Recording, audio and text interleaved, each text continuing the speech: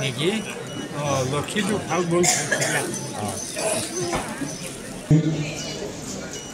ৰাইজৰ ঘৰে ঘৰে গৈ আমাৰ দলটোক তৃণমূল পৰ্যায়ত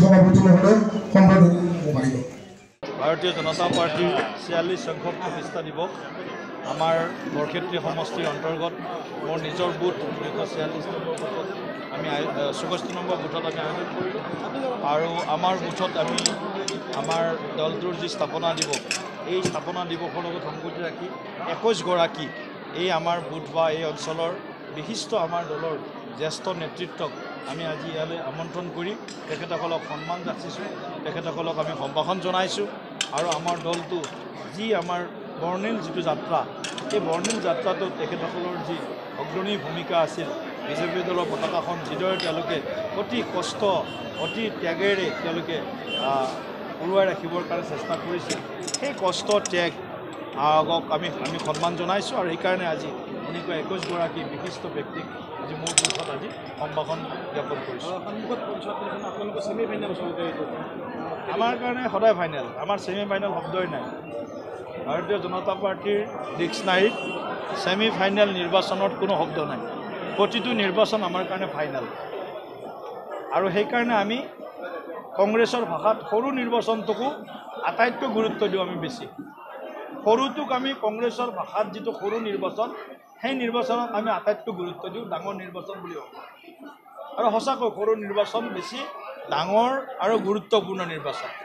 গতিকে আমি প্ৰতিটো নিৰ্বাচন আমাৰ কাৰণে ফাইনেল। পঞ্চায়ত নিৰ্বাচনৰ কাৰণে আমি সাজু আৰু পঞ্চায়ত নিৰ্বাচনৰ কাৰণে ইতিমধ্যে আমাৰ দলৰ সৰ্বস্তৰৰ যি কাৰ্যকৰ্তা আছে সাংসদ বিধায়কৰ পৰা আৰম্ভ কৰি সৰ্বস্তৰৰ নিৰ্বাচিত জনপ্ৰতিনিধি আমাৰ চৰকাৰ আমাৰ বিভিন্ন ধৰণে আমাৰ বিভিন্ন দলৰ ফালৰ পৰা ৰাজ্যিক সমিতি জিলা সমিতি মণ্ডল সমিতি বুথ সমিতি সকলোৱে আমি ইতিমধ্যে পূৰ্ণ গতিত পঞ্চায়ত নিৰ্বাচনৰ কাৰণে পৰিকল্পনা প্ৰস্তুত কৰিছোঁ আৰু তাক আমি আগবঢ়াই লৈ গৈ আছোঁ।